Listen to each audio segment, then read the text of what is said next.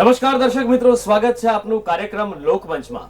દર્શક મિત્રો, 12 સાયન્સની પરીક્ષાનું રિઝલ્ટ આવી ચૂક્યું છે અને હવે સૌથી મોટી વિમાસણ એ છે કે હવે લાઈન કઈ પસંદ કરવી. જી હા, કઈ સ્ટ્રીમ બાજુ જવું, શું કરવું અને એડમિશન પ્રક્રિયા પણ શું છે. લોકમંચ કાર્યક્રમમાં આપની આ લાગણીને ધ્યાનમાં રાખીને ગુજરાત ન્યૂઝે એક વિશેષ રજૂઆત લઈને આપની સાથે આવી છે. આજે ચર્ચા કરીશું કે ધોરણ 12 સાયન્સ પછી શું કરવું, કયા પ્રકારની લાઈન લેવી, આપના બાળકને કયા પ્રકારનું આપ માર્ગદર્શન આપી શકશો, એ દરેકે દરેક ચર્ચા કરીશું. અને ચર્ચા કરવા માટે ગુજરાત ન્યૂઝના સ્ટુડિયોમાં ઉપસ્થિત છે doctor M.N. Patel, Gujarat GTU યુનિવર્સિટીના ડિરેક્ટર. તો સાથે સાથે ટેકપીડિયાના MD હિરણમય મહંતે પણ આપણી સાથે ઉપસ્થિત છે. આપ બંનેનું સ્વાગત છે. તો દર્શક મિત્રો, આ કાર્યક્રમમાં આપ અમને ફોન કરીને પણ પૂછી શકો છો કે આપ શું માર્ગદર્શન ઈચ્છો છો, આપના બાળકની ક્ષમતા શું છે એ પણ જણાવી શકો છો, અને આપનું બાળક કઈ દિશા તરફ આગળ વધી શકે છે એ બાબતની પણ ચર્ચા કરી શકો છો. આપ અમને સીધો કોલ કરી શકો છો આજે લોકમંચ કાર્યક્રમમાં. ડોક્ટર સાહેબ, પહેલા ચર્ચા કરીએ કે જ્યારે આ પ્રકારની એક વિમાસણ સ્વાભાવિક વસ્તુ છે રિઝલ્ટ આવ્યા પછીની, તો સૌથી પહેલા રિઝલ્ટની માર્કશીટ આવી ગઈ, ગણતરી કરી લીધી 4 વિષયોની, પણ પ્રવેશ પ્રક્રિયા વિશે જો વાત કરીએ તો 2013ની પ્રવેશ પ્રક્રિયા કઈ રીતની થશે? સામાન્ય રીતે જ્યારે સ્કૂલિંગમાં હોય બાળક, ત્યારે એ પ્રથમ તબક્કો આપણે જેને ગણીએ છીએ કે જ્યાં આવું કંઈ વિચારવાનું રહેતું નથી. પણ જેવું આપણે 12 ધોરણ પાસ કરીએ ત્યારે આપણે જીવનના બીજા તબક્કામાં આવીએ છીએ કે જેને આપણે કોલેજ લાઈફ કહીએ છીએ. એક તો પહેલેથી નક્કી હોય છે કે આપણે એ ગ્રુપ, બી ગ્રુપ કે AB ગ્રુપ, કયા ગ્રુપ આપણે રાખેલું છે. એટલે પહેલેથી આપણે થોડા ડિટર્મિનેટ તો છીએ કે એ ગ્રુપ રાખ્યું એનો અર્થ એ થયો કે એન્જિનિયરિંગ પ્રોગ્રામમાં જવાની ઈચ્છા ધરાવીએ છીએ. બી ગ્રુપ રાખ્યું એટલે મેડિકલ, ડેન્ટલ, પેરામેડિકલ, નર્સિંગ એવા પ્રકારના કોર્સમાં જવાનું થાય. અને AB ગ્રુપ નેચરલી બંને માટે એલિજિબલ બને છે. અને બી ગ્રુપમાં સામાન્ય રીતે ફાર્મસીના વિદ્યાર્થીઓ જતા હોય છે, પણ એ ગ્રુપના વિદ્યાર્થીઓને આપણે ફાર્મસીમાં પણ પ્રવેશ આપીએ છીએ. હવે ધારો કે આપણે એ ગ્રુપની વાત કરીએ તો સામાન્ય રીતે એન્જિનિયરિંગની પહેલી વાત આવે. બીજા ઘણા બધા પ્રોગ્રામમાં 12 સાયન્સ એ ગ્રુપ પછી આપણે જઈ શકીએ છીએ. પણ એન્જિનિયરિંગમાં જે શરૂઆત થઈ, સિવિલ, મિકેનિકલ, ઇલેક્ટ્રિકલ, જે બેઝિક બ્રાન્ચ કહેવાય, એના પછી જેમ કલરમાં છે કે લાલ, પીળો ને વાદળી મુખ્ય કહેવાય, બાકી બધા મેળવણીથી થાય, એમ આજે લગભગ 38 જેટલી જુદી જુદી ઇજનેરીની વિદ્યાશાખામાં આપણે ભણતર એટલે કે એને આપણે ભણાવીએ છીએ. અને આ બધી બ્રાન્ચ જે તે જગ્યા માટે કોઈ ચોક્કસ સ્પેશિયલાઇઝ પ્રોગ્રામ સાથે છે. નામ જો આપણે લઈએ તો જે પહેલાં સિવિલ, મેકેનિકલ, ઇલેક્ટ્રિકલની વાત કરી, એના પછી જે કંઈ કમ્પ્યુટરની શોધ થઈ તો કમ્પ્યુટરને એને લગતા ઇન્ફોર્મેશન ટેકનોલોજી આવ્યા. એ પહેલાં ઇલેક્ટ્રોનિક્સની શોધ થઈ હતી ત્યારે ઇલેક્ટ્રોનિક્સ, કોમ્યુનિકેશન, ટેલિકોમ્યુનિકેશન. પછી ઇન્સ્ટ્રુમેન્ટેશન કંટ્રોલ જે ઇલેક્ટ્રિકલમાંથી બ્રાન્ચ નીકળી. આમ ધીરે ધીરે chemical, rubber, plastics, textile, environment, પછી મેકેનિકલમાંથી પ્રોડક્શન, ઇન્ડસ્ટ્રીયલ અને ઓટોમોબાઈલ એન્જિનિયરિંગ, આમ લગભગ એરોનોટિકલ 38 પ્રકારની જુદી જુદી એન્જિનિયરિંગ વિદ્યાશાખામાં આપણને ભણાવવામાં આવે છે. અને આ જે કંઈ કોલેજો છે એ આપણે જો ગુજરાતની વાત કરીએ તો ઇજનેરી કોલેજોની સંખ્યા કેટલી અને સીટો કેટલી ઉપલબ્ધ, પહેલો પ્રશ્ન આવે. તો સીટોની વાત કરીએ તો એન્જિનિયરિંગમાં 63,113 જેટલી સીટો ઉપલબ્ધ છે, જેમાં 100 જેટલી સેલ્ફ ફાઇનાન્સ ઇન્સ્ટિટ્યુશન છે કે જ્યાં ફીનું ધોરણ ઊંચું હોય છે. પણ એ સિવાય 16 જેટલી સરકારી કોલેજો, 3 જેટલી ગ્રાન્ટીનેટ અને 2 જેટલી PPP કોલેજની મોડની કોલેજો કે જેમાં સામાન્ય રીતે ફીનું ધોરણ નીચું હોય. સરકારી કોલેજોમાં તો આપ સૌને ખબર હશે કે બોયઝ માટે ફક્ત 1500 રૂપિયા ફી છે અને ગર્લ્સ માટે કોઈ પણ પ્રકારની ફી ચાર્જ કરવામાં આવતી નથી. સેલ્ફ ફાઇનાન્સ ઇન્સ્ટિટ્યુશનમાં જે છેલ્લે આપણા ગુજરાતમાં આવેલી સંસ્થાઓ જેવી કે Nirma university, petroleum university, Dhirubhai Ambani અને ચાલુ સાલે જે IIT રામ, જેમાં ઇન્ફ્રાસ્ટ્રક્ચરના પ્રોગ્રામ ચલાવવાના છે એ, અને IIIT કે જે TCS બરોડા ખાતે ચાલુ થવાની છે કે જ્યાં CS એટલે કમ્પ્યુટર સાયન્સ અને ICTના પ્રોગ્રામ ચાલવાના છે. તો આ બધા પ્રોગ્રામ આપણા માટે ઉપલબ્ધ છે. આ આપણા ગુજરાતની વાત થઈ. પણ માનો કે જી પરીક્ષા જે આપણી એક રિક્વાયરમેન્ટ છે, ફક્ત 12મા ધોરણમાં પાસ થઈએ એટલે એન્જિનિયરિંગમાં જઈ શકીએ એવું નથી હોતું. એના માટે તમારે પહેલાં એલિજિબલ થવું પડે. તો એલિજિબલ માટેના 2 ક્રાઇટેરિયા છે. પહેલો ક્રાઇટેરિયા તો તમે જી એપિયર કરેલી હોવી જોઈએ. સ્કોર ગમે તે આવેલો હોય પણ એમાં તમે બેઠેલા હોવા જોઈએ. અને બીજું, જે તમે બોર્ડની પરીક્ષા આપી છે એ પરીક્ષામાં તમારે 45% ગુણ આવેલા હોવા જોઈએ. એ આપણા ક્વોલિફાઈંગ 3 વિષયો, જેને આપણે PCM ફિઝિક્સ, કેમેસ્ટ્રી, મેથ્સ કહીએ, એના થિયોરીના માર્ક જોવાય છે. અને થિયોરીના માર્કમાં કદાચ કંઈ ઓછા રહે તો પ્રેક્ટિકલ સાથે પણ, કારણ કે AICTE એ ટાઈપની ભલામણ કરેલી છે, જે પોલિસી ઓલ ઇન્ડિયા લેવલે છે કે 45% માર્ક્સ હોવા જરૂરી છે આ 3 વિષયમાં. અને જો રિઝર્વ કેટેગરીના વિદ્યાર્થી હોય તો એ 40%ની વાત આવે છે. આ માટેની પ્રવેશ પ્રક્રિયા અમે ટૂંક સમયમાં શરૂ કરનાર છીએ. આ સિવાય 12 સાયન્સ પછી ઘણા બધા વિષયો છે, આપણે ચર્ચા કરતા જઈશું. પણ પ્રવેશ પ્રક્રિયાની બાબતની વાત કરી તો છેલ્લા ઘણા સમયથી સંખ્યા વધવાના કારણે બધાને એક સ્થળ પર બોલાવી, કારણ કે સેન્ટ્રલાઇઝ સિસ્ટમ છે, સિંગલ વિન્ડો સિસ્ટમ છે, તો બધાને ત્યાં બોલાવીએ કોઈ એક સ્થળ ઉપર, જે સામાન્ય રીતે પ્રવેશ સમિતિનું મકાન એલડીજીંગ કેમ્પસમાં આવેલું છે. ત્યાં ઘણું બધું ક્રાઉડ થાય, અનમેનેજેબલ કહી શકાય, અને પ્રક્રિયા પણ ઘણી લાંબી ચાલે. રોજના 500,000 એડમિશન કરીએ તો 63,000 સીટ હોય તો કેટલા દિવસ ચાલે આપણે સમજી શકીએ છીએ. એટલે આ ઇલેક્ટ્રોનિક્સના જમાનામાં એ માધ્યમથી આપણે આખી પ્રક્રિયાને ઓનલાઈન બનાવી છે. ઓનલાઈન એટલે શું કે આપણે એમ કહી શકીએ કે જે રીતે આપણે રેલવેની ટિકિટ કે બસની ટિકિટ કે ઇવન આપણે કોઈ રેસ્ટોરન્ટનું બુકિંગ કરાવવું હોય કે કોઈ હોટલનું બુકિંગ કરાવવું તો ઘેર બેઠા કરી શકીએ છીએ. એ પ્રકારે રજિસ્ટ્રેશન, ફોર્મ ભરવાનું નથી હોતું, રજિસ્ટ્રેશન કરાવવાનું હોય છે.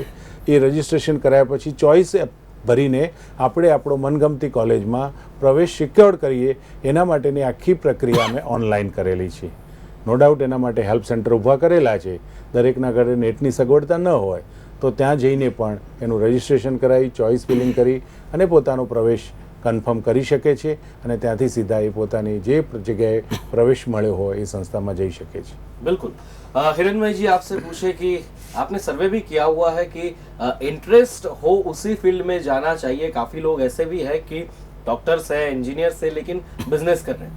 तो खास करके आपको पूछना चाहेंगे और दर्शक मित्रों से भी कहना चाहेंगे आपके माध्यम से कि जो इंटरेस्ट है उसी तरफ जाना चाहिए.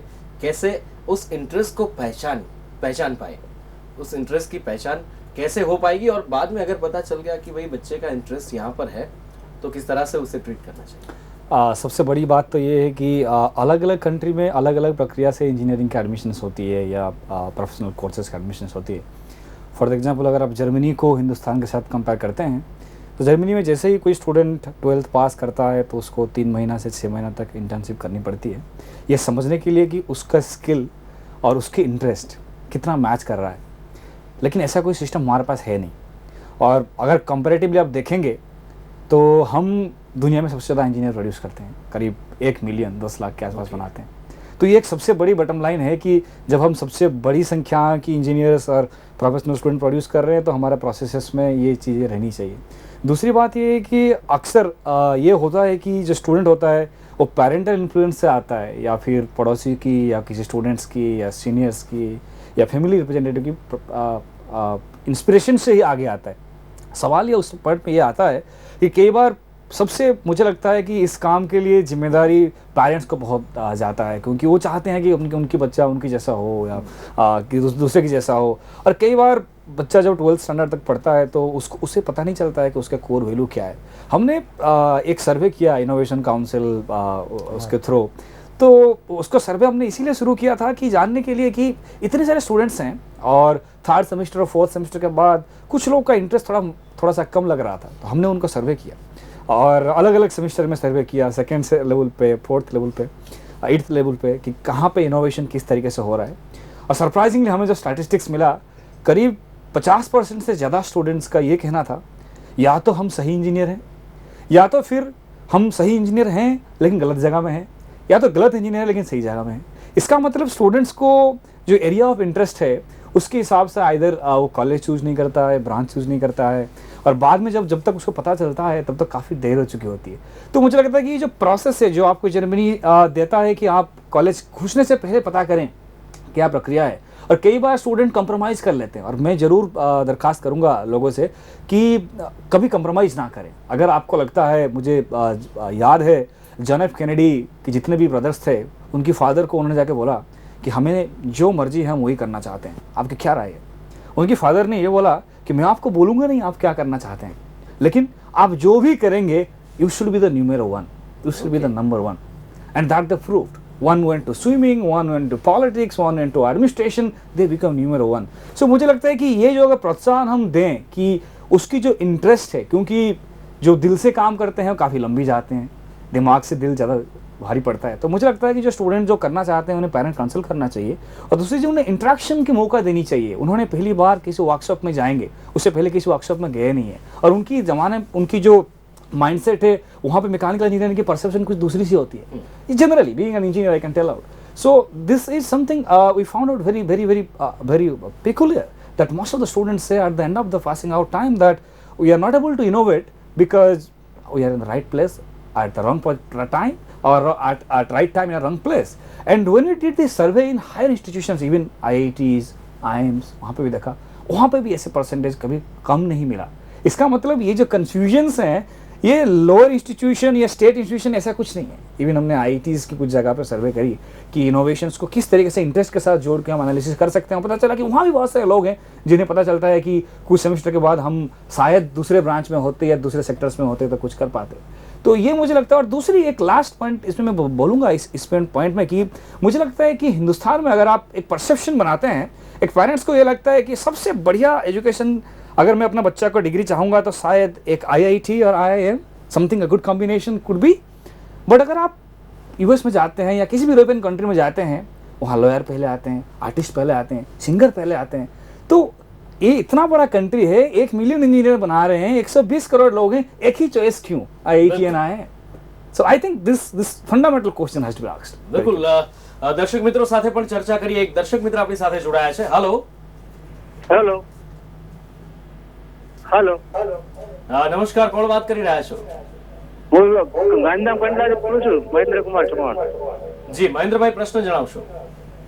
આપણે 12 સાયન્સ પછી જે સાયન્સ લાઈન માટે સાયન્ટિસ્ટ બનવા માટે કઈ જગ્યાએ આપણે ગુજરાતમાં છે? ઓકે, સાયન્ટિસ્ટ આપના બાળકને આપ બનાવવા માંગો છો? હા, જી સાયન્ટિસ્ટ માટે કઈ જગ્યાએ છે? નેચરલી સાયન્ટિસ્ટ બનવું હોય તો બેઝિક સાયન્સની ઇન્સ્ટિટ્યુશનમાં જવું પડે। એના માટે ખાસ સંસ્થાઓ તરીકે તો ગુજરાતમાં આપણે વિશેષ નહીં કહીએ, પણ ઘણી બધી લેબોરેટરી છે, ફિઝિકલ લેબોરેટરી, ISRO છે, ત્યાં આપણે સાયન્ટિસ્ટનો રોલ પ્લે કરી શકીએ છીએ। એના માટે બેઝિક ગ્રેજ્યુએશનની પણ જરૂર પડે। ખાસ કરીને જો તમારે એન્જિનિયર થઈને પણ સાયન્ટિસ્ટ હોય છે, એવું નથી કે BSc કર્યા પછી હોય, તો આપણી લાઇકિંગ હોય તો પહેલાં એક ગ્રેજ્યુએશન મેળવવું પડે, આઈધર BSc તરફ જઈને કે પછી એન્જિનિયરિંગ બ્રાન્ચમાં ગ્રેજ્યુએટ થઈ અને પછી જે રિસર્ચ ઓરિએન્ટેડ લેબોરેટરી છે એની અંદર જઈને જો આપણે સર્વિસ કરીએ તો આપણે સાયન્ટિસ્ટ તરીકે આપણો સારો પરફોર્મન્સ કરી શકીએ। बिल्कुल। महंत जी, आपको पूछना चाहूंगा कि इंजीनियरिंग जिस प्रकार आपने बताया कि इतने 1 मिलियन इंजीनियरिंग हर साल प्रोड्यूस करता है इंडिया, लेकिन अगर बात की जाए कि इंजीनियरिंग का जो लगाव है विद्यार्थियों का, अगर दिल से भी चाहता है और दिमाग से भी, अगर विद्यार्थी चाहता है कि इंजीनियरिंग में ही जाए, लेकिन ही इज कंफ्यूज्ड, उसे नहीं पता कि अब कौन सी लाइन में जाए या किसका फ्यूचर ज्यादा ब्राइट है। इंजीनियरिंग की काफी शाखाएं हैं, तो आने वाले समय में आपसे जानना चाहेंगे कि कौन सा ऐसा इंजीनियरिंग फील्ड है जिसका फ्यूचर बहुत ही ब्राइट है। अच्छा, इसमें आप देखिए एक बात है कि मैं थोड़ा सा इसमें एक एग्जांपल दूंगा।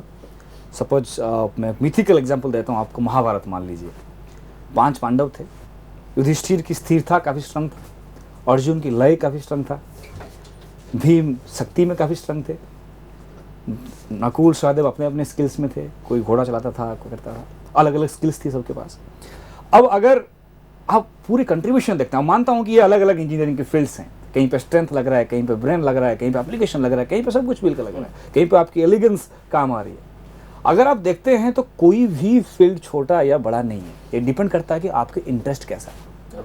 आपको पता होगा इंजीनियर विश्वेश्वराय भारत रत्न है, वो अकेले ही इंजीनियर हैं जो अपने ही जीवन काल में, अपने ही कॉलेज के अंदर, अपने ही लाइफ टाइम में अपने ही स्टैच्यू अपने ही हाथों उन्मोचन कर पाए थे। एक ही इंजीनियर। इसका मतलब तब वो डिप्लोमा इंजीनियर थे, उन्होंने इतने सारे डैम्स बनाया, प्रोसेस बनाया। इसका मतलब कोई ब्रांच स्पेसिफिक नहीं है जिसमें से कोई आ जाए कि इसका मार्केट है, चलिए कंप्यूटर साइंस का ज़माना आ रहा है, इलेक्ट्रॉनिक्स का ज़माना आ रहा है। कई बार लोगों को लगता है कि शायद ये जो फैंसी ब्रांचेस हैं इन्हें हमारे बच्चे पढ़ेंगे तो काफ़ी फ़ायदा होगा और आगे के लगेगा। बट पटेल साहब भी इस बारे में ज़रूर कमेंट करेंगे कि ये पूरा डिपेंड करता है स्टूडेंट के इंटरेस्ट क्या है। બિલકુલ, એક मैंने દર્શક મિત્ર આપણી સાથે જોડાયા છે, એમના પ્રશ્નની ચર્ચા કરીએ. હેલો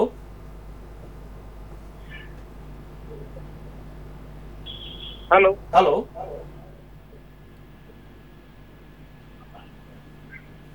હેલો હેલો જી, આપનું નામ જણાવશો? હા, શહેજાદભાઈ છું નડિયાદથી. ઓકે, શહેજાદભાઈ, પ્રશ્ન જણાવશો આપનો? આપણે 12 સાયન્સ પછી જે નગરી હોસ્પિટલમાં આંખનો કોર્સ હોય છે મેડિકલ જી. MBBS, જી, એમાં શું કે રીતના હોય છે એનું ફીચર્સ એ જાણવાનું છે. બિલકુલ.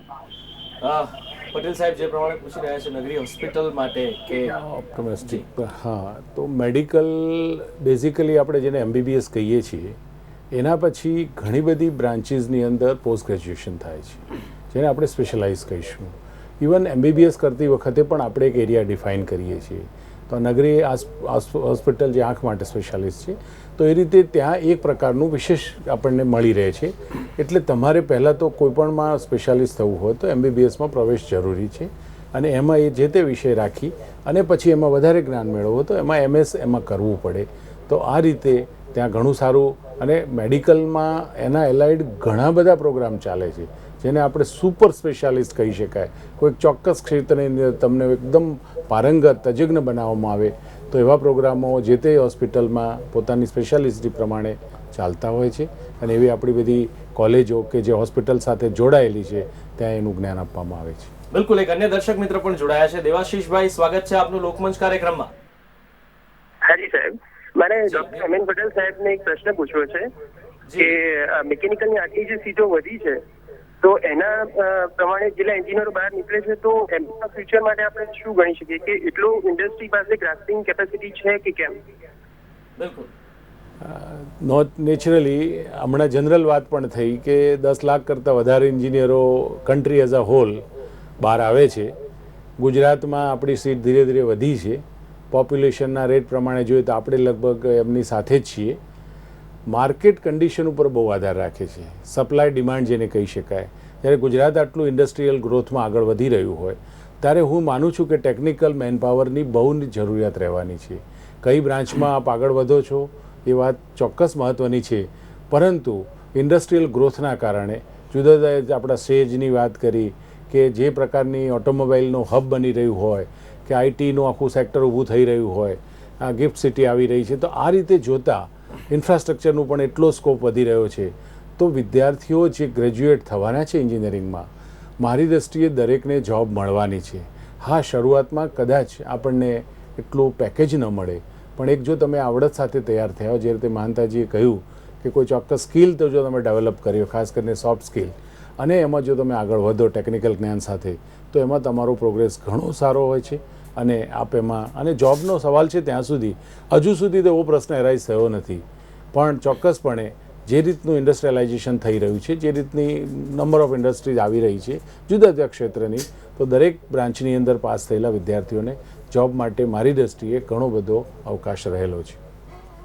मोहन जी, आपसे पूछना चाहूंगा कि जिस प्रकार बात हो रही थी कि इंजीनियर्स अगर उसमें स्किल हो और कुछ करने की चाह हो तो डजंट मैटर कि कौन सी शाखा वो पसंद करते हैं, हर एक में वो बढ़िया से बढ़िया परफॉर्मेंस करेंगे. ये बात पे वापस आएंगे. एक दर्शक मित्र हमारे साथ जुड़ चुके हैं. हेलो હેલો, नमस्कार, स्वागत છે લોકમંચ કાર્યક્રમમાં. આપનું નામ જણાવશો? હા નમસ્કાર સર. હા સર, દિનેશ બોલું. દિનેશભાઈ. હા જી, દિનેશભાઈ, આપનો પ્રશ્ન જણાવશો?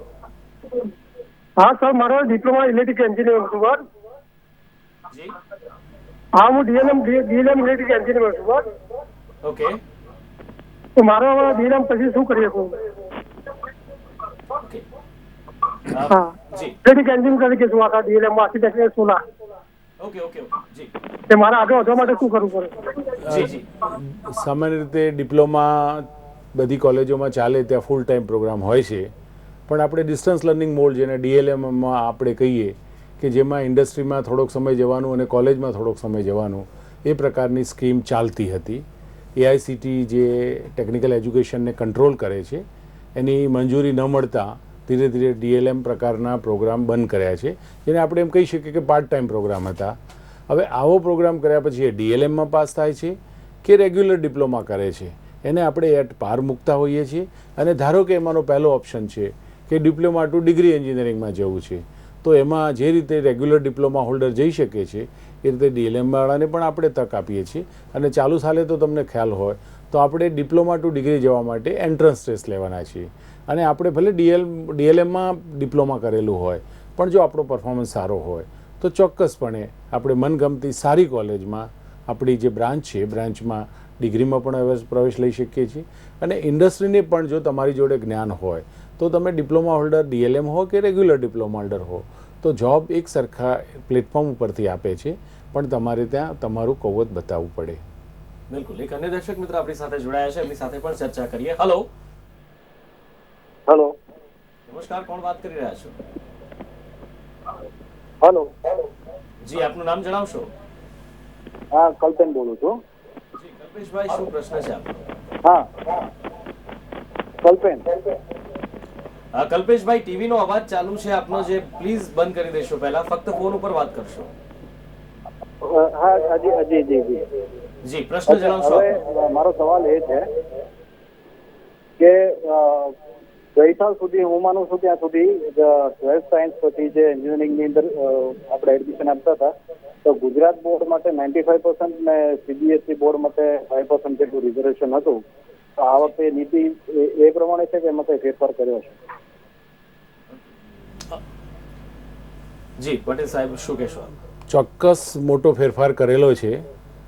ઘણા સમયથી સેન્ટ્રલ બોર્ડ અને એને લગતા બીજા બોર્ડ જેવા કે ISC, NIOS, international baccalaureate, એમાં કેટલા વિદ્યાર્થીઓ પાસ થાય છે એ અને એચએસસી બોર્ડના કેટલા પાસ થાય છે એનો અમે એક ગુણોત્તર લેતા, જેને પ્રો રેટા કહીએ છીએ. કોર્ટ કેસ પણ થયેલા, એફિડેવિટ પણ કરેલું, કોર્ટે એન્ડોર્સ પણ કરેલું. એમાં એક તકલીફ એવી આવતી હતી કે આ નાના નાના બોર્ડ કે જ્યાં ઘણા ઓછા વિદ્યાર્થી આવતા હોય તો એમના ભાગમાં જે 4 થી 6% સીટ આવતી, એમાં પાછું ડિસ્ટ્રીબ્યુશન આવે, કોલેજમાં બ્રાન્ચ આવે, બ્રાન્ચમાં રિઝર્વેશન આવે, તો ઘણી બધી મુશ્કેલીઓ અમને એટલા માટે કે અમારા ડિસ્ક્રિપ્શન પ્રમાણે અમે ફાળવણી કરતા હતા, એ પણ ચેલેન્જ થતું હતું. તો આ વસ્તુને, અને બોર્ડનું લેવલ પણ અલગ અલગ રહેતું હતું, તો આ વસ્તુને ધ્યાનમાં રાખીને ચાલુ સાલે એમાં ફેરફાર કરીને માર્ક્સ ફક્ત એલિજિબિલિટી માટે રાખ્યા છે. વન્સ યુ આર એલિજિબલ, પછી તમારો પ્રવેશ માટેનું જે મેરિટ બનાવવાનું છે, જેને આપણે મેરિટ ઇન્ડેક્સ કહીશું, એ પર્સન્ટાઇલ બેઝ હશે. આ વખતે આપણે જોયું કે 12માનું રિઝલ્ટ આવી ગયું છે અને આ 3 મેઇન વિષયના પર્સન્ટાઇલ પણ આપણને માર્કશીટમાંથી મળે છે. એ રીતે 5 વિષયના પણ છે, પણ આ 3 વિષયના પર્સન્ટાઇલના 60% એટલે કે 0.6 વડે મલ્ટીપ્લાય કરવાના છે. અને જીની જે પરીક્ષા આપી છે એનું પર્સન્ટાઇલ પણ આપણને નજીકમાં મળવાનું છે અને એના 0.4 ટાઈમ્સ એટલે કે 40% વેટેજ. આ રીતે એક પર્સન્ટાઇલ ઇન્ડેક્સ બનાવવામાં આવશે, જેને મેરિટ ઇન્ડેક્સ કહીશું. એ બંને બોર્ડના વિદ્યાર્થીઓ માટે પર્સન્ટાઇલ ઇન્ડેક્સ ઉપરથી આપણે સાથે મૂકવાના છે અને ફક્ત એક અને એક જ મેરિટ લિસ્ટ બધા જ બોર્ડ માટે બનવાનું છે. હા, જે બોર્ડમાં પર્સન્ટાઇલ નહીં મળી શકે ત્યાં કદાચ પ્રોરેટાની જૂની થિયરી ચાલુ રહેશે, પણ સેન્ટ્રલ બોર્ડ અને એચએસસી, જે મોટાભાગના 99% જેટલા વિદ્યાર્થીઓનો જેમાં સમાવેશ થાય છે, એ બધાને એક જ મેરિટમાં સાથે એક જ લિસ્ટમાં મૂકવાના છે, જે વર્ષોથી ચાલી આવતી પ્રણાલિકા કરતાં ચાલુ સાલે કરેલો ફેરફાર છે. બિલકુલ. તો દર્શક મિત્રો, આપના પ્રશ્નોની પણ ચર્ચા કરીશું અને સાથે કેરિયર બિલ્ટઅપને લગતી ટિપ્સની પણ ચર્ચા કરીશું કે કઈ રીતે આગળ વધી શકાય, શું કરવું અને શું ન કરવું. પણ લોકમંચ કાર્યક્રમમાં અત્યારે રોકાઈશું એક નાનકડા બ્રેક માટે.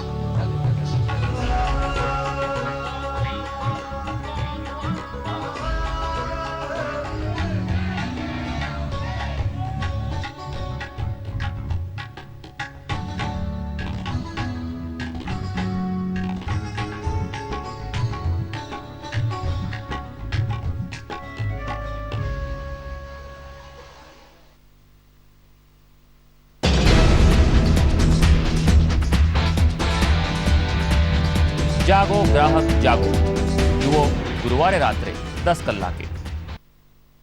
શું આપને કોઈ જાતીય તકલીફ છે? જો જાણવું જરૂરી છે.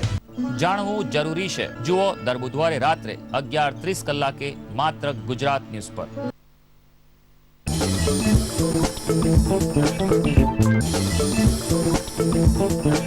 અતિથિ રવિવારે બપોરે 12:30 કલાકે.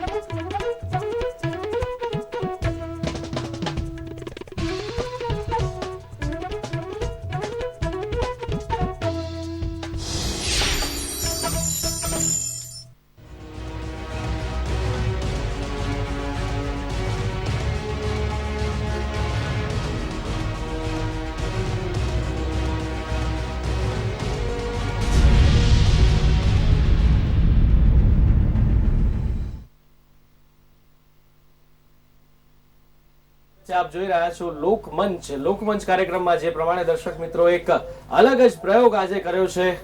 સાથે ચર્ચા તો કરી જ રહ્યા છીએ ધોરણ 12 પછી શું, પણ સાથે સાથે આપના પ્રશ્નો પણ લઈ રહ્યા છીએ. લોકમંચ કાર્યક્રમમાં ગુજરાતની જનતાને આજે આમંત્રિત કરવામાં આવી છે. આપ પણ પ્રશ્નો પૂછી શકો છો આપના બાળકો માટે, અથવા તો આપ આપના પોતાના કરિયર માટે જો ચિંતિત છો तो आप पण पूछी सको छो ने योग्य मार्गदर्शन मेळवी सको छो. आ बन्ने निष्णातों पासे थी. महंता जी आपसे पूछना चाहूंगा, जिस प्रकार बात हो रही थी पहले भी कि इंजीनियरिंग शाखा के लिए जिस प्रकार से रहता है कि भाई मुझे मेरे स्टेट में ही एडमिशन मिलना चाहिए, अगर बाहर गए तो मजा नहीं आता, ज्यादा करके इस तरह की जो मेंटालिटी होती है वो उसको कैसे देखते हैं आप, और उसके लिए सॉल्यूशन कुछ है क्या? पहली बात तो ये है कि बढ़िया सवाल आपने पूछा कि क्या जगह की डिस्टेंस मैटर करता है. मैं आपको एक उदाहरण देता हूँ फिर से. जब नालंदा यूनिवर्सिटी था तो हिंदुस्तान के आसपास के जितने कंट्री थे, जितने भी राजा थे, सबके बेटे वहाँ पढ़ने आते थे. चाहे वो चाइना से हो, चाहे वो कैम्बोडिया से हो, चाहे वो श्रीलंका से हो, सब लोग आते थे. अभी जहाँ पे प्रेजेंट बिहार है. और अब सोचिए कि कैसे पता चलता होगा. तो टेलीफोन नहीं था, तो पेपर की एडवर्टाइजिंग नहीं थी, तो किसी को पता नहीं था कि कौन सा ब्रांच अच्छा है. बट अगर आप क्वालिटी मेंटेन करते हैं और आउटपुट लाते हैं तो मुझे लगता है कि इंस्टीट्यूशन ब्रांड तो स्टूडेंट्स को अट्रैक्ट जरूर करेगा. क्योंकि अगर आप इस देश की IITs को देखेंगे तो वो जनरली ऐसे इलाका में जो कोई बड़ी शहर पे नहीं है, NITs भी ऐसी हालत में है. तो अब सवाल ये उठता है कि आप जब ग्लोबलाइजेशन की बात कर रहे हैं, जब इंजीनियरिंग के आप प्रॉब्लम सॉल्व करते हैं, तो आपको नर्मदा की ब्रिज बनाना और सिलिकॉन वैली के पास एक ब्रिज बनाना, दोनों में कोई अंतर नहीं है, टेक्नोलॉजी सेम है. तो आप जो इम्प्लीमेंट करने वाले हैं वो ज्ञान पूरी दुनिया के लिए समान है. तो अगर आप इम्प्लीमेंटेशन हर जगह में करने के लिए जा रहे हैं तो ज्ञान अगर सिर्फ निकट से आए तो जरूरी नहीं कि वही सफिशिएंट होगा. आपको थोड़ा सा ओपननेस तो लानी पड़ेगी. और दूसरी बड़ी फ़ायदा क्या होता है, फर्स्ट ऑफ ऑल जब बच्चे बाहर जाते हैं तो इंजीनियरिंग की जो सिलेबस होती है और जो सेमिस्टर सिस्टम्स हैं उसमें टेक्निकल ज्ञान तो मिलता ही मिलता है, बट उस टेक्नोलॉजी को मैनेज कैसे करना है इसके ज्ञान बहुत बड़ी ज़रूरी है. क्योंकि अगर मैं आपको बता दूं कि ये सिर्फ CRO है जिसमें आप रीडिंग ले सकते हैं, but suppose there is something is happening और आपको वहाँ रीडिंग लेना पड़ता है, आपको पता नहीं आपको कैसे करना है, तो आपके ज्ञान का कोई फ़ायदा नहीं है. तो मुझे लगता है कि जितना डाइवर्सिटी होती है उतना क्रिएटिविटी बढ़ता है. तो अगर आपको लगता है कि नहीं आपको दूर जाने से कोई फ़ायदा नहीं है, ऐसा कुछ नहीं है. और जब मैं आपको बताया नालंदा में पूरे विश्व के लोग आते थे. अभी भी आप देखिए जितने भी बेहतरीन यूनिवर्सिटीज़ हैं, अगर MIT में जाएंगे, स्टैनफोर्ड में जाएंगे, हर कोने से लोग आते हैं. सिर्फ इसीलिए आते हैं कि वो एक टेम्पल ऑफ लर्निंग है.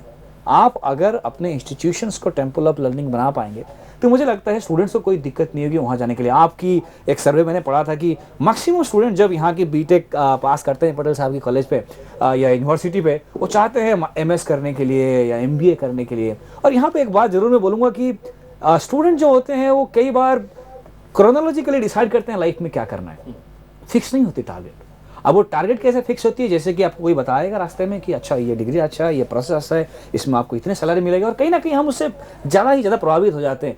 अगर मैं बताऊं कि बहुत सारे स्टूडेंट जॉब सेंट्रिक हैं, अब हिंदुस्तान में जो जॉब के डेफिनेशन है वो एक वर्ब की पर्सपेक्टिव से है, बट अगर आप कंट्री जैसे चाइना में देखेंगे तो वहाँ एक एडजेक्टिव की तरफ से वो नहीं देखते कि काम क्या है, वो देखते हैं कि कितना बेहतर वो काम हो रहा है। वो नहीं देखते कि सिविल इंजीनियर की मैकेनिकल इंजीनियर, वो जरूर देखते हैं कि कितना बेहतरीन सिविल इंजीनियर है। बिल्कुल। तो ये जो फंडा है कि अगर आप कोई भी सेक्टर में जाए, कहीं भी जाए, पास में जाए, दूर में जाए, अगर आप एक्सीलेंस को साथ रखेंगे, डाइवर्सिटी को साथ रखेंगे, तो मुझे लगता है कि जो बाकी सारे यूनिवर्सिटी अच्छे रिजल्ट ला पर, आप IIM को देखिए, पूरे देश से बेहतरीन 300-400 बच्चों को लेकर आते हैं और वहाँ पे किसी को हिचकिचाहट नहीं होती है। तो ये जो अब हम सिर्फ ब्रांड ओरिएंटेड नहीं होनी चाहिए। और एक सबसे बड़ी कन्फ्यूजन जो है अभी के स्टूडेंट्स में, जो 12th में पास करता है, उसको ये लगता है कि हायर स्टडी जो है वो फर्दर स्टडी के बराबर है। ओके। हम 90% जगह में, खास करके इंजीनियरिंग लाइफ में, हम फर्दर स्टडी को हायर स्टडी में कंफ्यूज कर लेते हैं। और फर्दर स्टडी में क्या होता है कि आपको इंक्रीमेंटली फील आएगी, आपको कोई बताएगा कि ये अच्छा है, इसमें आपको अच्छा फायदा मिलेगा, और आप इंक्रीमेंटली करते जाएंगे। अगर आप देखेंगे अभी एक मार्केट के ट्रेंड के हिसाब से 30 से 40% मैनेजमेंट ग्रेजुएट जो हैं वो इंजीनियर्स हैं। अब सवाल ये आता है, जब उनको मैनेजमेंट में जाना ही था तो कितना रिलेवेंट है उस पॉइंट में कि पहले इंजीनियरिंग में जाए और मैनेजमेंट, फायदा जरूर होता होगा, बट सवाल ये आता है कि मास पॉपुलेशंस को अगर ये बिलीफ में जाना है तो फिर सरकार एक स्टूडेंट्स के लिए एक IIT में, एक NIT में लाखों रुपए लगाते हैं, तो एक सीट जो होता है, this is subsidised by the cost of even the beggar of this country. So अगर आप उस इंस्टीट्यूशन में जा रहे हैं, आप अच्छे इंस्टीट्यूशन में जा रहे हैं, गवर्नमेंट कॉलेज में जा रहे हैं, LD में जा रहे हैं, तो आपके लिए सरकार काफ़ी सब्सिडीज दे रहे हैं और आपको उस बारे में सोचना पड़ेगा कि आप तो इतना कुछ ले रहे हैं, तो आपको गिव बैक क्या करना है। तो मुझे लगता है कि अगर वो फोकस्ड करें और इंस्टीट्यूशंस की ब्रांड पे ना जाए, क्योंकि एकलव्य जैसे भी तो शिष्य थे जिनको गुरु नहीं मिली थी, बट फिर भी बहुत अच्छे मुकाबले कर पाए थे। तो मुझे लगता है कि ये मैटर नहीं करता है कि कितना अच्छा इंस्टीट्यूशन है, अगर स्टूडेंट चाहे तो कहीं से भी कर सकता है। डिजिटल मीडियम आ गया है, मतलब कि जो क्रेज है कि मेरे राज्य में या मेरे शहर में रहकर पढ़ूं, वो मुनासिब नहीं है, जरूरी नहीं। बिल्कुल। एक दर्शक मित्र આપણી સાથે જોડાયા છે ઊંઝાથી, એમની સાથે વાત કરીએ। હેલો સતીશભાઈ પટેલ બોલું છું। જી સતીશભાઈ, પ્રશ્ન જણાવશો? ઊંઝાથી બોલું છું। જી પ્રશ્ન જણાવશો? 12 સાયન્સમાં 63% છે સેમિસ્ટર, ટોટલ સેમિસ્ટરનું રિઝલ્ટ। ઓકે। એના માટે કઈ લાઈન લેવી સારી? ઓકે, 63% છે। હા, 12 સાયન્સ A ગ્રુપ હતું કે B ગ્રુપ? એ ગ્રુપ એન્જિનિયરિંગ ગ્રુપ હતું। ઓકે, શું કહેશો પટેલ સાહેબ?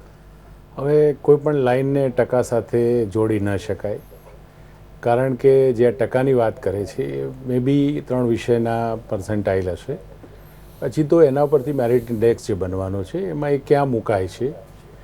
સીધું ગણિત એક એવું છે કે મેરિટ લિસ્ટ અમારું જ્યારે બને અને કયા મેરિટ નંબર ઉપર આવે છે, તો ગઈ સાલ આ મેરિટની આજુબાજુ કઈ બ્રાન્ચ બંધ થઈ હતી એ એમને મળી શકે છે। એવું સીધું સાદું સિમ્પલ ગણિત આપણે કહી શકીએ। પણ માનતાજી જે રીતે ચર્ચા કરીએ પ્રમાણે કોઈ ટકાવારી પ્રમાણે લાઈન ન લેતા એમાં તમારો જે રસ, એમાં તમે કેટલું ડેવલપ થઈ શકો એમ છો, જેને આપણે એપ્ટિટ્યૂડ કહીશું, તમારી ફિઝિકલ કન્ડિશન કેવી છે, ફેમિલી બેકગ્રાઉન્ડ કેવું છે, આ બધા જ પેરામીટરને ધ્યાનમાં રાખીને ચૂઝ કરવા જોઈએ। હું એટલું કહી શકું કે 63% એડમિશન મળે। હવે એના માટે ધારો કે LD એન્જિનિયરિંગની વાત કરીએ તો મેકેનિકલમાં ના મળે, પણ કોઈ રિમોટ પ્લેસની કોલેજમાં મેકેનિકલમાં મળી શકે। એટલે આ બધા પેરામીટર કઈ કોલેજમાં તમે જવા ઈચ્છો છો એના પર આધાર રાખે છે। અને જો સરખામણી કરીને કટ ઓફ માર્ક્સ અમે મૂક્યા છે, પણ ચાલુ સાલે પદ્ધતિ બદલાઈ છે, પરીક્ષામાં પણ આપણે જોઈએ 11-12ની જે સિસ્ટમ બદલાઈ, સેમેસ્ટર સિસ્ટમ, એના લીધે માર્ક ઘણા બધા આવ્યા છે, એટલે આપણે માર્ક સાથે ન સરખાવી શકીએ। એના માટે મેરિટ લિસ્ટ બન્યા પછી ગઈ સાલના મેરિટ લિસ્ટના પણ ડેટા અમારી વેબસાઇટ ઉપર અને બુકલેટ જે અમે આપશું એના પર પડેલા છે।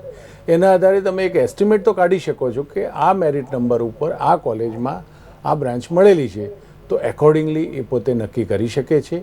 પણ કોઈ આટલા ટકા છે એટલે આમાં જ મળશે એવું સીધું સાદું નથી, કારણ કે ડાયવર્સિટી ઘણી બધી છે, ઘણી બધી કોલેજો છે, ઘણી બધી બ્રાન્ચ છે, અને એ પ્લેસ પ્રમાણે કોલેજની પોતાની સ્ટેટસ પ્રમાણે, જે રીતે માનતાજીએ કહ્યું કે સારી કોલેજ ગમે ત્યાં હોય ભણવા જવું જોઈએ, થોડા ઘણા ઉદાહરણ પણ આપ્યા, તો સારી કોલેજ કોને કહેવી એક મોટો પ્રશ્ન આવે છે।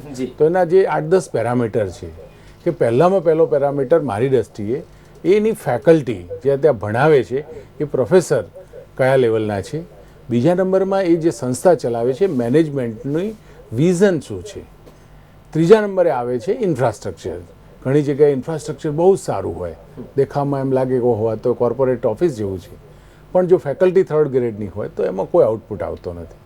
આ 3 પેરામીટર જોયા પછી એનું પ્લેસમેન્ટ શું આવે છે, સંસ્થા ખાતે જુદી જુદી એક્ટિવિટી, ખાસ કરીને એક્સ્ટ્રા કોક્યુલર એક્ટિવિટી, ટેકનિકલ ફેસ્ટિવલ જેવી અને બીજી જે તમારી લાઇકિંગની છે, સ્પોર્ટ્સને લગતી, એ બધી કરાવે છે કે કેમ. પ્લેસમેન્ટની મેં વાત કરી પ્રમાણે પ્લેસમેન્ટ કંપનીઓ પણ આ વસ્તુ જોઈને જ વિદ્યાર્થીઓને એબ્સોર્વ કરવા માટે આવતી હોય છે. તો આ જે 8-10 પેરામીટર છે એ જ્યાં સારા હોય એ સંસ્થા ચૂઝ કરવી જોઈએ, અને બ્રાન્ચ ચૂઝ કરવામાં તો પોતાનું જે વાતાવરણ છે, પોતાનું જે એપ્ટિટ્યૂડ છે એને ધ્યાનમાં રાખીને. બાકી 63% મેકેનિકલમાં કોઈ રિમોટ પ્લેસ ઉપર જરૂર મળે કે જે સારી કોલેજોમાં ન મળે. આ સીધી સાદી વાત છે. બિલકુલ, એટલે કે બાળકનો ઇન્ટરેસ્ટ જોવાનો છે અને ત્યારબાદ આગળ વધવાનું છે. બાળકની જે ક્ષમતા છે અથવા તો એનો રસ છે એને ટકાવારીથી સરખાવવાની જરૂર નથી, બાળકને જાણવાની જરૂર છે. એક અન્ય દર્શક મિત્ર આપણી સાથે જોડાયા છે. હાલો. હેલો જી, આપનું નામ જણાવશો? જી, નામ ફરી જણાવશો? ઓકે, અને પ્રશ્ન જણાવશો આપનો? હા જી, આપનો પ્રશ્ન જણાવશો? જી હા, મારા છોકરાને 53% આવ્યા છે 12 સાયન્સમાં. 53%. જી જી. આમ તો એને કઈ લાઈન લેવી અને એને કઈ લાઈનમાં મોકલવો સારું કહેવાશે? જી, એ ગ્રુપમાં છે કે બી ગ્રુપમાં છે? હા, મેથ્સ ગ્રુપ છે. જી, એ ગ્રુપમાં. એ ગ્રુપ એન્જિનિયરિંગ ગ્રુપ. ઓકે, એ ગ્રુપમાં છે. 53% આવ્યા છે. જે પ્રમાણે પહેલા સવાલ હતો એ જ પ્રમાણે એ જ સવાલ છે અને એનો જવાબ પણ એ જ હોઈ શકે કે આપણે જે બ્રાન્ચમાં જવું છે એ કોલેજ સાથે કોમ્પ્રોમાઇઝ કરો તો એ બ્રાન્ચ મળી રહેવાની છે.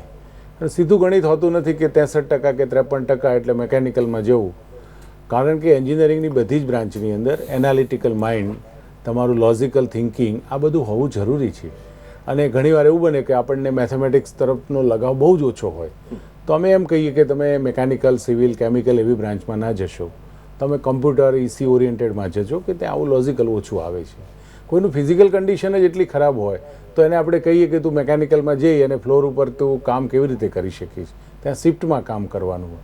એટલે લેડીઝ હોય તો એને પણ અમે કેમિકલ, મેકેનિકલમાં ના પાડતા હોય છે. એટલે લાઇન ચૂઝ કરવા માટે ઘણા બધા પેરામીટર છે. કોઈ ટકાવારી સાથે ન સરખાવી શકાય. ટકાવારીના આધારે આપણને અંદાજ આવે કે લાસ્ટ ટાઈમ આ ટકાએ આ બ્રાન્ચ આ કોલેજમાં મળી તો એની નિયર બાય મને મળવાની છે. અને આ વખતે આગળ કહ્યું પ્રમાણે એને ટકાવારી સાથે ન સરખાવતો, કારણ કે એક્ઝામ રિફોર્મ થયેલું છે, માર્ક્સની જગ્યાએ પર્સન્ટાઇલ ગણાયું છે. એટલે તમારો મેરિટ નંબર શું આવે છે અને ગઈ સાલે મેરિટે શું શું મળ્યું એ તમને અમારી વેબસાઇટ ઉપરથી, દરેક કોલેજને ક્લિક કરશો તો ત્યાંની પણ તમને કોલેજ લેવલ ઉપરથી પણ આ બધી માહિતી મળી શકે છે. બિલકુલ, એટલે એ જ વાત કે ક્યારેય પણ કોઈ પણ સ્ટુડન્ટને એના ટકા ઉપરથી નહીં પણ એની ફિઝિકલ કન્ડિશન, એની માનસિક સ્થિતિ અને એના રસ, એનો પોતાનો રસ કઈ બાબતે છે એ બાબતે એને ચકાસવું પડે. महंत जी, जिस प्रकार से पटेल साहब ने बताया कि अगर लड़कियां होती हैं, लड़कियों को काफी दिक्कत आती है इंजीनियरिंग फील्ड में, लेकिन भारत ऐसा देश है जहां पर बहुत सी लड़कियां इंजीनियरिंग करती है. और खास करके बात की जाए तो ऐसे कौन कौन से फील्ड है जहां से लड़कियां मतलब दूर रहती है और उन्हें ज्यादा उसमें जाने की जरूरत है, जैसे ऑटोमोबाइल या एरोनॉटिक्स हो गया. किस प्रकार की फील्ड आप कहना चाहेंगे कि जहां पर लड़कियों की जरूरत है, अगर दे आर बोल्ड तो they can go for that? Definitely. अब जब हम 21वीं शताब्दी में हैं तो अभी मुझे नहीं लगता कि लड़का लड़की में कोई डिफरेंस बचा हुआ है.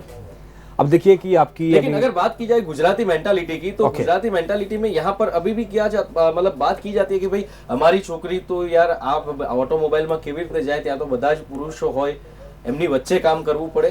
क्या इस सोच को बदलने की जरूरत है? मैं आपको फिर से बताऊंगा इसमें जैसे कि आप बता रहे हैं automobile, machines, aerospace. For the example मैं अगर बताता हूँ सुनीता विलियम्स, वो आपके गुजरात से हैं. आप अगर इंटरनेशनल स्पेस स्टेशन की बात करते हैं, हवा में है, इतने बड़ी स्टेशन है और वहाँ पे तो कोई भी आदमी सोचता है वहाँ पे कैसे काम करें. एंड आप सोचिए कि she has done a pioneering work, she has done fantastic job in that space. तो अगर मैं ऑटोमोबाइल के सेक्टर से अब बात कर रहे हैं तो मैं आपको बताऊं, सुधा मूर्ति जब इंफोसिस फाउंडेशन के चेयरमैन, जब पहली बार टेल्को टाटा मोटर्स की कंपनी था, जब पहली first lady to join that company, जब वो पहली बार गए थे ज्वाइन करने के लिए, उनको पूछा गया, कटरा साहब ने पूछा कि भाई आप सचमुच कंफर्म है कि इस कंपनी में ज्वाइन करने वाले हैं? जवाब मिल गया है। अब सोचिए कि आप तो पढ़ने की बात कर रहे हैं, अब ये कब 40 साल पहले की बात कर रहा हूँ, आपको 40 साल पहले की बात कर रहा हूँ कि तब उनको पूछा जा रहा है आप दोबारा सोचिए कि आप सचमुच इस ब्रांच में आना चाहते हैं, इस कंपनी में ज्वाइन करना चाहते हैं। तो अब फिर उन्होंने बोला कि नहीं मुझे करना है इस फील्ड में। And you know that level of conviction, मुझे लगता है चाहे वो कल्पना चावला क्यों ना हो, चाहे वो सुनीता विलियम्स क्यों ना हो, चाहे सुधा मूर्ति क्यों ना हो, अगर आपको लगता है कि ये कन्विक्शन के करना चाहिए तो they can prove the best. બિલકુલ, એટલે કે એક બાજુ જ્યારે ડેટ્રોઇટ બનવાની વાત ચાલે છે ગુજરાતને, તો પછી આ પ્રકારના ક્ષેત્રોથી છોકરીઓને અલગ નહીં જ રાખવી જોઈએ, બંનેને સમાન માનવા જોઈએ, એની ક્ષમતા ઉપર એડમિશન અપાવવું જોઈએ। એક દર્શક મિત્ર જોડાયા છે આપણી સાથે। હેલો હેલો, જી, આપનું નામ હા જણાવશો? હું વિસનગરથી મૌલિક પટેલ બોલું છું। ઓકે મૌલિકભાઈ, પ્રશ્ન જણાવશો આપનો? હા સર, મારે 12 સાયન્સમાં એ ગ્રુપમાં 92 પર્સન્ટાઇલ છે અને JEE-માં 92 માર્ક્સ છે।